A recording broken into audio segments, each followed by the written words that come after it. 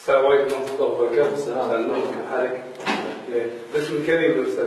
أنا علي أحمد معتوق، سكان طريق المطار، فتحت مشروع الهضبة. تمام. خط 6 المنطقة اسمها خط 6. تمام. على شنو المشكلة اللي تعرضت لها أمس؟ والله اللي هي استجبت فيها بكتيبة شهداء مطين عند حوالي الساعة 10:30 بالليل، موجود في البيت أنا وعائلتي. نعم. فسمعت الباب الخارجي للجنان هو باب الحلو. فكر طلعت لقيت هونداي فيرنا بيض اللون جديدة. عليها سلفر زجاج؟ لا معتمة من تالي بالشباك بس. نعم. لكن مش معتمة فعلا. لو حاط تقييم طرابلس ليبيا 5. تمام. مدرسة قدام البيت، تفتح الباب، السلام عليكم تفضلوا. قال لي أنت علاء؟ قلت له علاء. قال لي أنت عادل؟ قلت له عادل. قال لي لا. قال لي الثاني قال لي علاء. طلقت بالاسم الأول والله. تفضل. قال لي احنا والله بعدنا عديلك عادل. قلت له مش عادل اسمه عادل. الثاني قال لي علي اسمه عديلك علي، ونبقوا في مقسم أراضي هذاك مشهور. قلت له أنا مانيش تاجر عقارات. أنت تعرفهم الأشخاص هذول اللي واقفين على باب الحوشة؟ لا أول مرة أشوفهم. أول مرة أشوفهم. تمام. لدرجة إني ما قدرتش حتى نسلم عليهم. تمام. حتى خذيت مساحة بالليل تقريبا امتى بالليل هذيك؟ الساعة 10:30 بالضبط. تمام.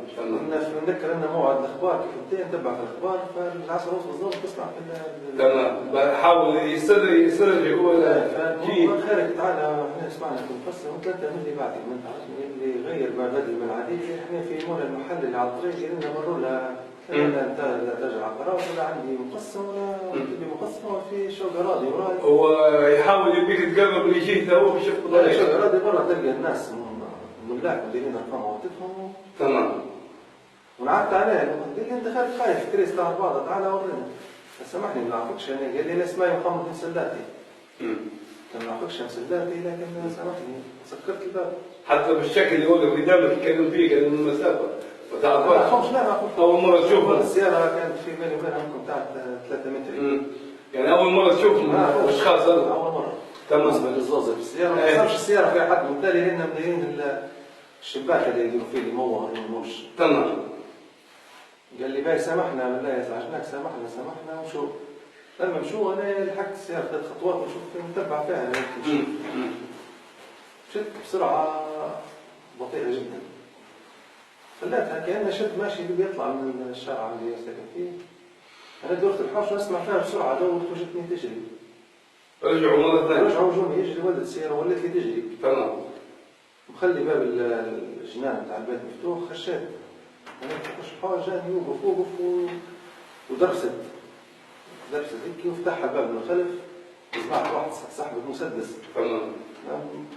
أعرف إن كنا خبرة في سحب المسدس. تمام. والتانيين نزلوا بديت اتعافر انا وياهم. بيحاولوا يمسكوك يركبوك في السيارة. والثاني فتح الباب اساس بيدفوني في السيارة. يركبوك في السيارة خلاص يعني. يركبوني في السيارة من تالي وقعدت نقاوم فيهم ومع كثرة الهرجة ويسبوا واحد منهم يسب بصوت عالي يعني. عندي حاجة في الحوش فتحت روشن عندي روشن صغير حتى شبحة الزوز عارف. قاعد طاير. تمام. قاعد العيلة علقوا داخل اشتبكوا هم هذا بالتالي لما قال لهم هيا اركبوا شفت لقيتها ملامح هو احمد بالعيد اللي على النيورة ربطت الاحداث. تفضل كمل. وعند محاولتهم دفع في السيارة اللي طبعا محاولة خطأ. واضحة تمام. وقعدت نقاوم حتى سمع الحاجة الصراخ وكذا. اشتبكوا هم.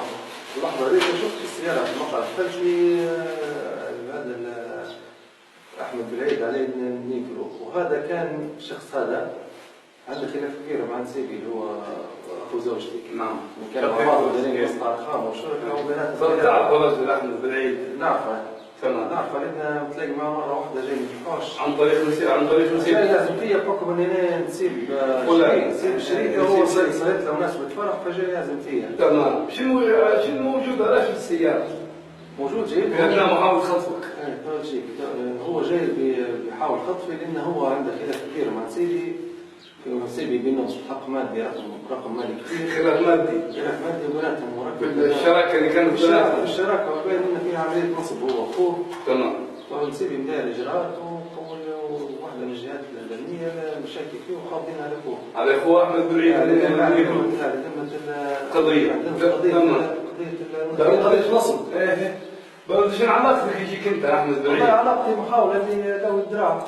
ضغط عليه نسيبكم عندكم انتم ضاغطين علي في موضوع رقم فلوس فناخذ نسيبكم اللي هو القريب الوحيد الدرجة الأولى يعتبر. تمام.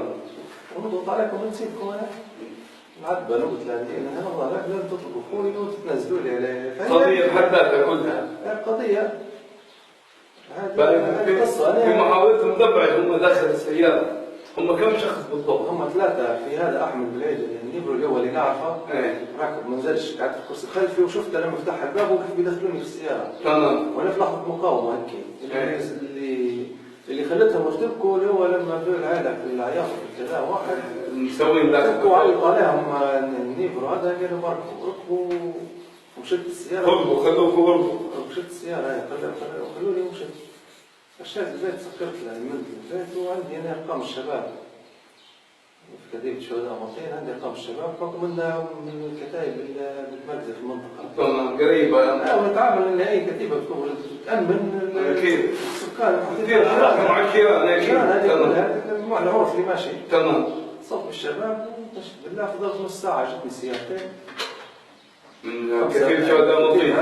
نص ساعة بالضبط. نعم. قبلها طبعا أنا قالوا لي أمن روح وأمن البيت كذا واحد. ركبت فوق السطح أشوف فيها سيارة المجموعة هذه قاعدة تدور. المجموعة الخاطفين قاعدة تدور في المنطقة. فان جاي ما تمشي جاي مش في الفتحة الفحوشي لكن قريب حوالين البيت. قاعد تشوف فيها السيارة. يراقبوا فيك هم. يعني يراقبوا بعد تطلع بعد كذا. وصلوا الشباب مشطوا المنطقة ركبت معاهم أعطيتهم مواصفات السيارة. الشباب الكتيبة وقعدنا نشطوا في المنطقة وقعدوا ساعدين معي الساعة 2:30 3 إلا شوية هيك وبعدين الآن صلاة الفجر بالتليفونات الشباب المرة تسميها حد يطمنوا عليك. تمام.